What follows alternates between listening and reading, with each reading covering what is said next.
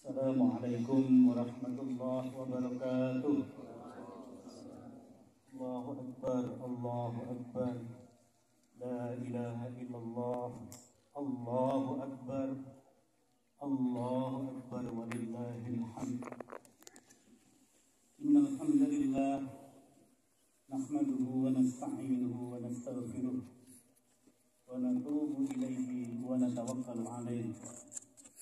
ونعوذ بالله من شرور أنفسنا وسيئات أعمالنا من يهده الله فلا مضل له ومن يضلل فلا هادي له أشهد أن لا إله إلا الله وحده لا شريك له وأشهد أن محمدا عبده ورسوله اللهم صل على محمد وعلى آله وأصحابه ومن سار على نهجه إلى يوم القيامة يا أيها الذين آمنوا اتقوا الله حق تقاته ولا تموتن إلا وأنتم مسلمون يا أيها الذين آمنوا اتقوا الله وقولوا قولا سديدا يصلح لكم أعمالكم ويغفر لكم ذنوبكم ومن يطع الله ورسوله فقد فاز فوزا عظيما الله أكبر الله أكبر ولله الحمد. Ma'asyiral muslimin rahimani wa rahimakumullah. Puja dan puji syukur senantiasa kita panjatkan kehadirat Allah Subhanahu wa taala yang telah melimpahkan nikmat kepada kita dengan nikmat yang sangat banyak yang tak terhitung, sehingga Allah menantang kita, wa in ta'uddu nikmatallah la tuhsuha. Kalau kalian menghitung nikmat Allah, kalian pasti tidak akan mampu menghitungnya. Untuk itu kita wajib mensyukurinya dengan meningkatkan iman dan takwa kepada Allah.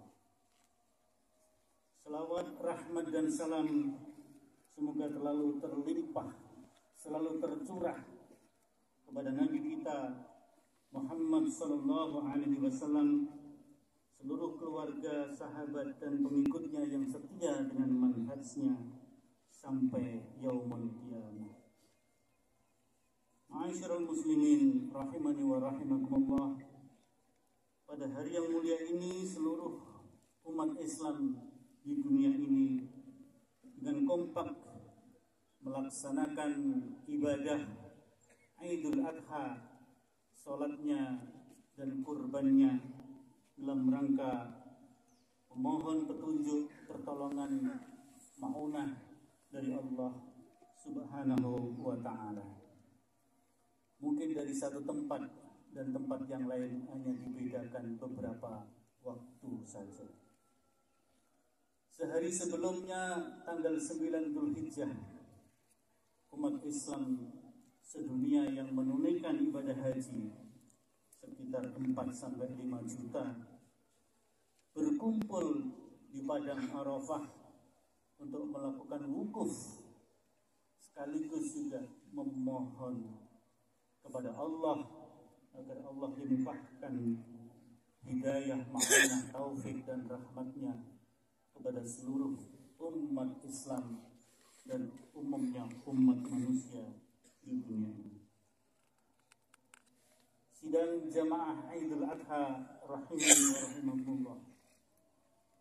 Hari ini juga kita diingatkan kembali akan kisah seorang manusia agung, Khalilullah, yaitu Abul Anbiya Nabi Ibrahim alaihissalam, yang diuji kecintaannya antara cintanya kepada keluarga, yaitu kepada istri tercintanya Ibu Siti Hajar dan putranya Ismail alaihissalam, dan cintanya kepada Allah. Namun cintanya kepada Allah lah yang telah mengalahkan segalanya, dan hal ini membuat kita kaum beriman harus mengambil pelajaran daripadanya. Allah berfirman, "Qad kanat lakum uswatun hasanah fi fi Ibrahim walladzina ma'ah. Sesungguhnya telah ada bagimu teladan yang baik pada diri Ibrahim dan orang-orang yang bersamanya. Surat Al-Mumtahanah. Allahu Akbar, Allahu Akbar walillahil hamd. Jamaah salat Idul Adha yang dimuliakan Allah, setidaknya ada 4 pelajaran yang tersimpul dari kisah Nabiullah Nabi Ibrahim dan keluarganya yang dapat ditarik untuk mengembangkan kepemimpinan dalam kehidupan kita bermasyarakat, berbangsa dan bernegara. Yang pertama adalah berhusnudzon kepada Allah, berbaik sangka kepada Allah. Dalam kitab Anbiya Allah, Syekh Ahmad Bajad mengisahkan pada suatu hari Ibrahim terbangun dari tidurnya. Tiba-tiba dia memerintahkan kepada istri tercintanya untuk mempersiapkan perjalanan dengan membawa bayinya. Perempuan itu pun segera berkemas untuk melakukan perjalanan yang panjang. Dan pada saat itu Ismail masih bayi, belum disampai dari persusuannya. Ibrahim alaihissalam melangkahkan kaki menyusuri bumi yang penuh dengan pepohonan dan rerumputan sampai akhirnya tiba di padang Sahara. Dia terus berjalan hingga mencapai pegunungan, kemudian masuk ke daerah Jazirah Arab. Ibrahim menuju suatu lembah yang tidak ditumbuhi tanaman, tidak ada buah-buahan, tidak ada pepohonan, tidak ada makanan, tidak ada minuman. Tempat itu menunjukkan tidak ada kehidupan di dalamnya. Di tempat itu beliau turun dari punggung hewan tunggangannya dan beliau pun menurunkan istri dan anaknya. Setelah itu tanpa berkata-kata, beliau Ibrahim meninggalkan istri dan anaknya yang tercinta di sana. Mereka berdua hanya dibekali sekantung makanan dan sedikit air yang tidak cukup untuk 2 hari. Setelah melihat kanan dan kiri, beliau pun melangkahkan kaki meninggalkan tempat itu. Tentu saja sang istri Siti Hajar terperangah diperlakukan demikian. Dia membuntuti suaminya dari belakang sambil bertanya, "Wahai suamiku tercinta Ibrahim alaihissalam, hendak kemanakah engkau? Apakah engkau akan meninggalkan kami di tempat yang seperti ini?" Ibrahim tidak menjawab pertanyaan istrinya. Dia terus saja berjalan. Siti Hajar mengulangi pertanyaannya. Ibrahim pun tetap membisu, tidak memberikan jawab. Akhirnya Siti Hajar memahami bahwa suaminya pergi bukan kemauannya. Dia mengerti bahwa Allah lah yang memerintahkan suaminya untuk pergi. Maka kemudian dia bertanya kepada suaminya, "Apakah Allah telah memerintahkanmu untuk pergi meninggalkan kami?" Ibrahim menjawab, "Benar, istriku tersayang." Kemudian istri yang solehah dan beriman itu berkata, "Kami tidak akan tersia-siakan selagi Allah bersama kami. Dialah yang memerintahkan engkau pergi, maka pergilah karena Allah Ta'ala." Ma'asyiral muslimin rahimani wa rahimakumullah. Marilah kita cermati betapa Ibrahim dan Ibu Hajar mampu berhusnudzon kepada Allah, berbaik sangka kepada Allah. Mereka meyakini bahwa selagi mereka bersama Allah, mereka tidak akan ada yang menyengsarakannya, tidak akan ada yang mencelakainya. Ini merupakan salah satu buah kepemimpinan dan bimbingan Ibrahim terhadap keluarganya atas izin Allah, sehingga baik pemimpinnya maupun yang dipimpin semua sama-sama mampu berbaik sangka dan berhusnudzon kepada Allah. Maka apabila kita perhatikan banyaknya manusia yang frustasi dalam kehidupan ini, atau banyaknya manusia yang sengsara, bukanlah karena sedikitnya nikmat yang Allah berikan kepada mereka, tetapi sedikit di antara mereka yang mau berhusnudzon, berbaik sangka kepada kebaikan Allah Ta'ala. Oleh karena itu kita harus berusaha untuk bisa berhusnudzon, berbaik sangka kepada Allah Subhanahu wa Ta'ala dalam menghadapi berbagai kesulitan itu. Dalam hal ini Rasulullah sallallahu alaihi wasallam melalui hadis qudsi menyampaikan, qala Rasulullah sallallahu alaihi wasallam, yaqulullahu azza wa jalla, ana 'inda dhanni 'abdi wa ana ma'ahu hina yadhkuruni, fa in dzakarani fi nafsi dzakartuhu fi nafsi, fa in dzakarani fi mala'in dzakartuhu fi mala'in khairin minhu, wa in iktaraba ilayya shibran taqarrabtu ilayhi dira'an, wa in iktaraba ilayya dira'an iktarabtu ilayhi ba'an, wa in atani yamshi ataituhu harwalatan. Rawahul Bukhari wa Muslim. Rasulullah bersabda, Allah Azza wa Jalla berfirman, aku tergantung pada persangkaan hambaku, dan aku bersamanya jika ia mengingatku. Jika ia mengingatku dalam jiwanya, maka aku mengingatnya dalam diriku, dan jika ia mengingatku dalam lintasan pikirannya, niscaya aku akan mengingatnya dalam pikiranku lebih baik daripadanya. Jika ia mendekatiku setapak, aku mendekatinya dengan sedepa atau sehasta. Jika ia mendekatiku sehasta, maka aku mendekatinya sedepa. Dan jika ia mendatangiku dengan berjalan, maka aku hampiri dia dengan berlari.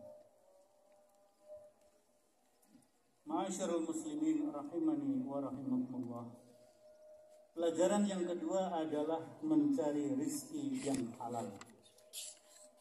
Setelah Ibrahim alaihissalam meninggalkan istri dan anaknya untuk meneruskan perjuangan dakwah kepada agama Allah, Siti Hajar menyusui Ismail, sementara dia sendiri sudah mulai merasa kehausan.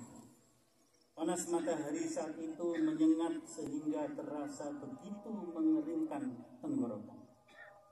Setelah 2 hari, air yang dibawanya pun habis, air susunya kering. Hajar dan Ismail mulai kehausan. Pada waktu yang sama, makanannya juga habis. Kegelisahan dan kekhawatiran sempat membayangi Siti.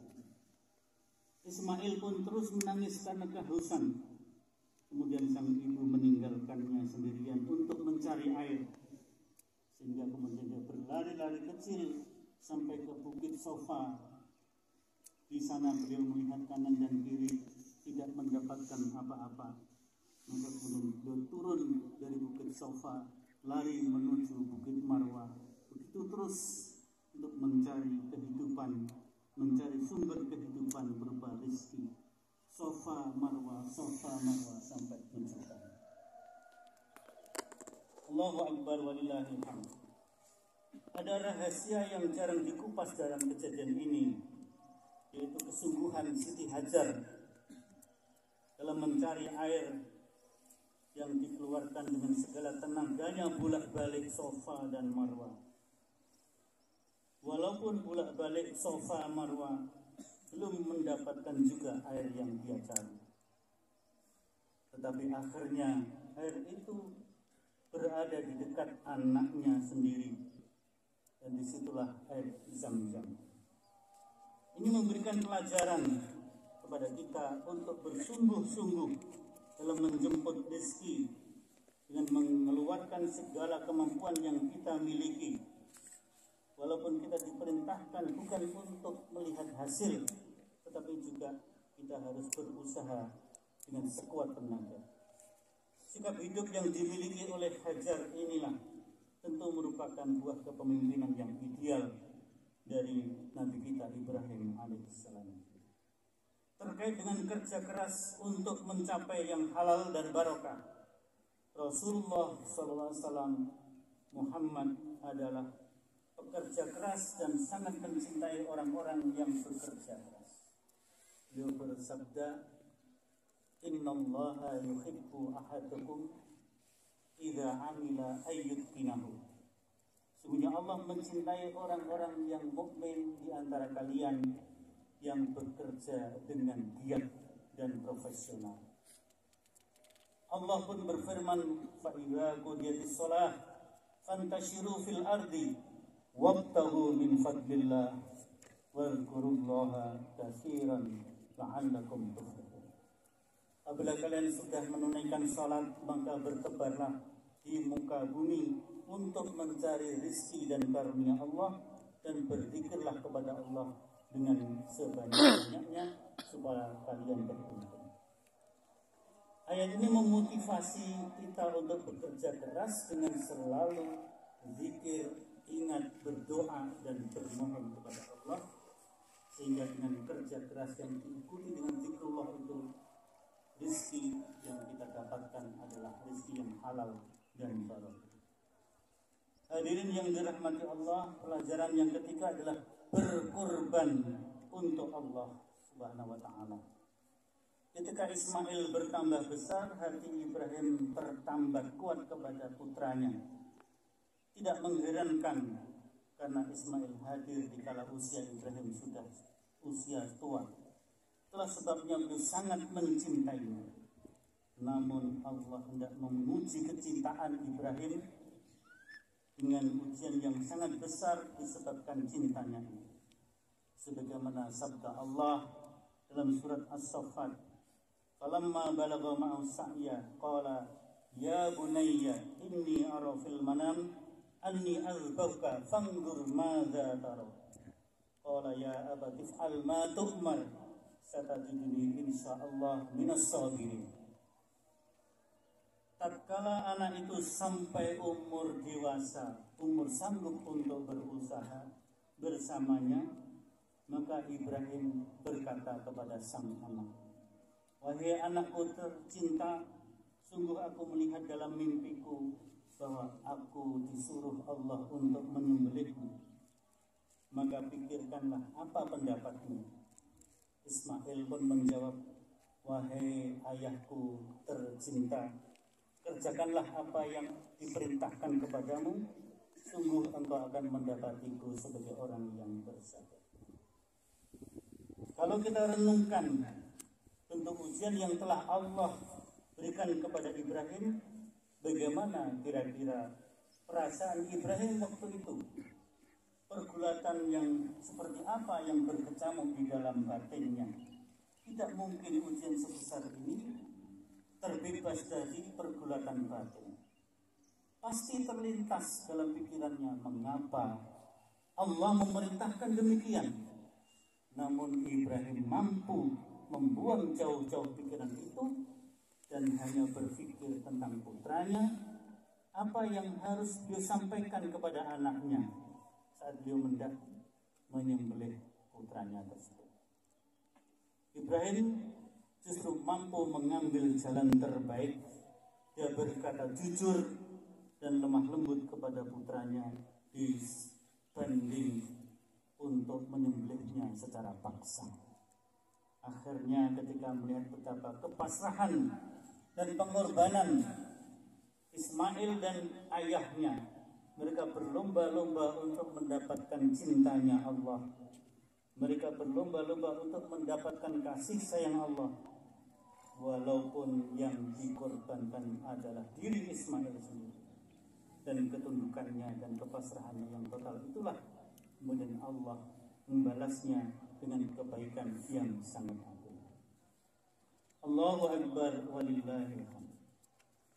Hal ini mesti kita sadari bahwa saat ini kita sedang diajari oleh seorang anak dan ayahnya tentang makna pengorbanan kepada Allah dalam kehidupan ini. Maka kata korban dalam bahasa Arab artinya dekat dan mendekatkan diri kepada Allah. Dalam fikih Islam dikenal dengan istilah udhiyah, menyembelih binatang korban, dan juga nahar sebagaimana dalam surat Al-Kautsar, fasalli li rabbika wanhar, maka dirikanlah salat karena Tuhanmu dan berkorbanlah. Tentu pengertian korban bukan sekedar menyembelih binatang korban yang dagingnya disedekahkan kepada fakir miskin, akan tetapi memiliki filosofi dan makna yang sangat luas di seluruh aspek kehidupan. Ketika kita melihat konteks sejarah di mana umat Islam menghadapi berbagai cobaan, maka pengorbanan amat luas dan mendalam maknanya. Dalam sejarah Nabi misalnya, Muhammad SAW bersama sahabat yang berjuang menegakkan Islam di muka bumi ini memerlukan pengorbanan. Sikap Nabi dan para sahabat ternyata harus dibayar dengan pengorbanan yang amat berat yang diderita oleh umat Islam di Mekah.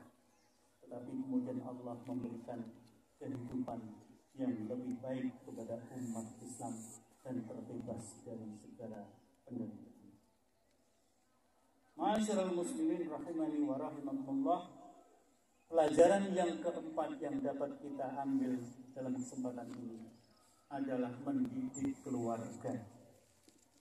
Nabi Ismail tidak hanya menjadi anak yang penyabar jika tidak mendapat pendidikan dari ibunya Siti Hajar, dan Siti Hajar pun tidak menjadi seorang istri yang penyabar jika tidak dididik oleh suaminya Nabiullah Ibrahim alaihissalam.